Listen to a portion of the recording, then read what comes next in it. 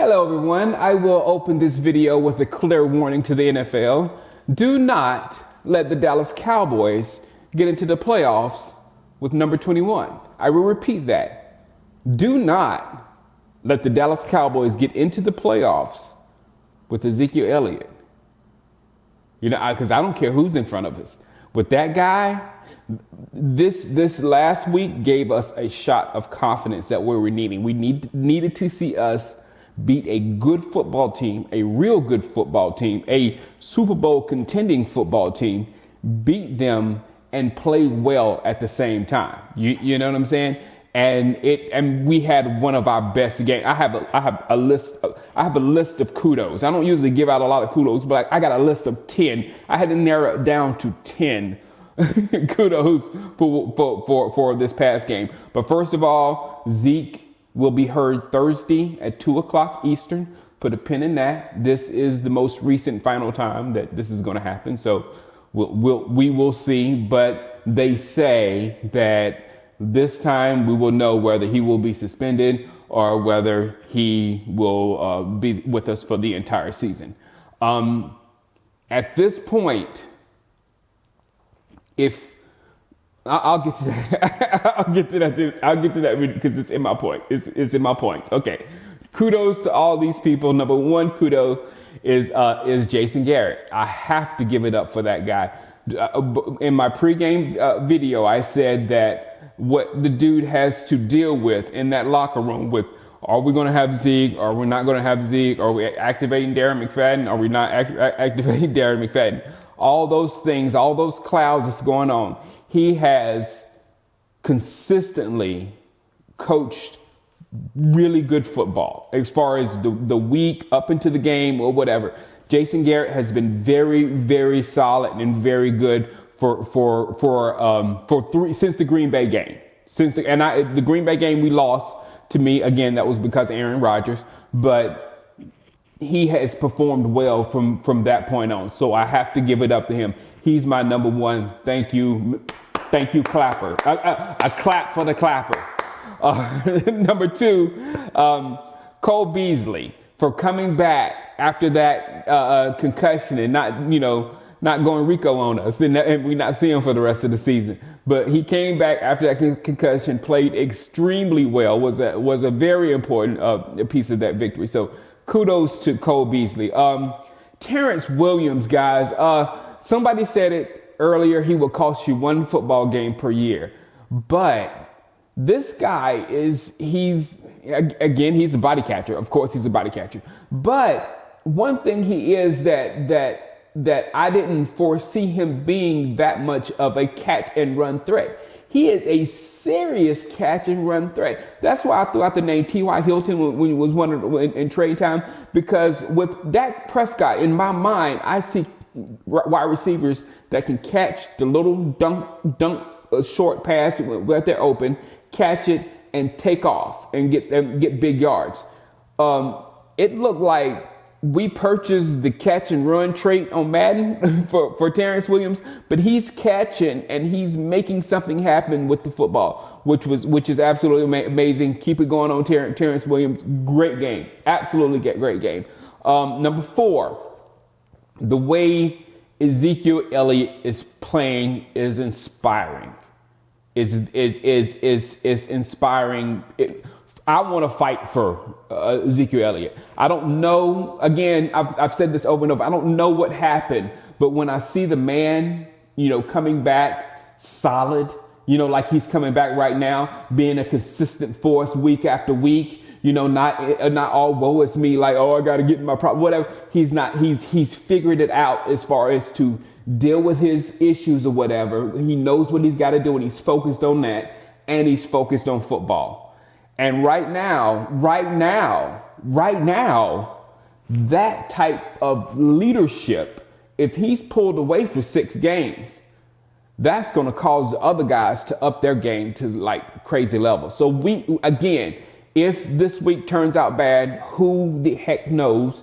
We don't know what we're going to see from these guys. We could see something absolutely great, and they could hold this fort down until we get to the playoffs with 21. And again, I will say that warning.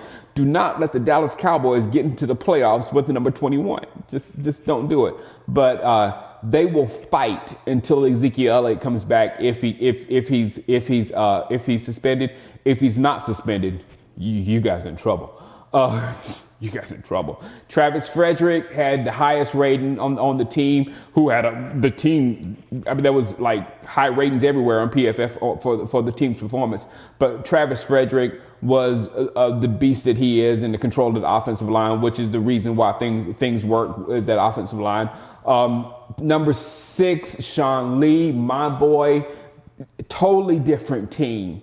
Totally different team when Sean Lee is out there and when Sean Lee's not out there. And not only when he's out there, because sometimes he goes out there just on gut alone. When he's out there and healthy, you see a significant difference in the play of our defense. So Sean Lee, great game. D-Law, boy, is he going to get paid. He didn't get a sack, but he was forcing stuff. I mean, during the live stream, I was like, look at D-Law. D-Law calls that. D-Law calls that. D-Law was causing so much havoc back there without a sack. It was ridiculous. And those are the things that's really going to get him paid, because when you look at the games, the highlights of the games where he didn't get sacks, he's actually still doing this. He's still really affecting the game. So D-Law, he's the real deal. We're going to have to pay him. And that David Irvin dude ain't too far behind him. I know Kansas City was like, man, that dude was out there playing like that.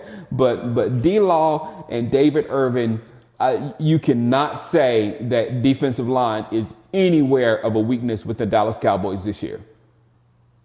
Can't say it. Kudos. Number 8. Again, I'm drinking Dak juice right now. I'm so amazed with Dak Prescott. Yeah, he got away with a pick 6. To me, that just gives back the one that he shouldn't have got with Terrence Williams. You know, but that could have cost us a game.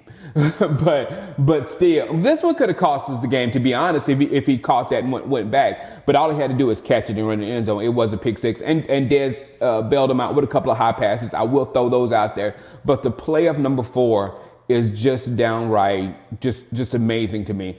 And when I'm looking at Philadelphia, I'm looking for flaws. You know, and Carson Wentz's game and trying to figure out, how to beat them and looking for flaws.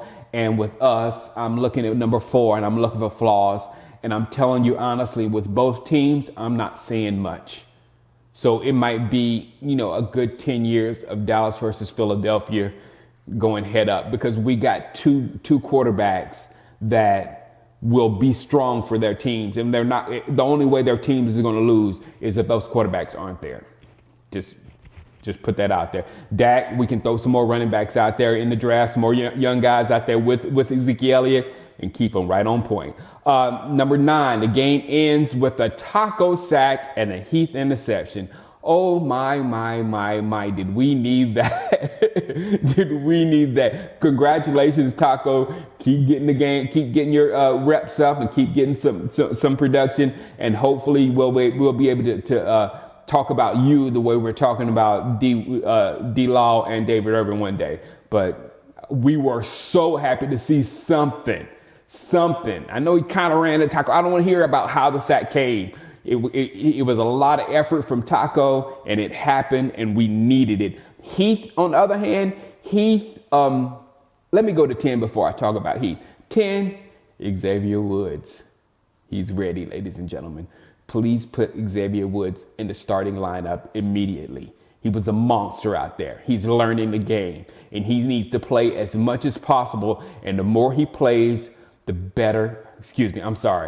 more better he's going to be. I'm sorry. Now, with that being said, I have always said I am not a Heath hater. Heath is an incredible athlete.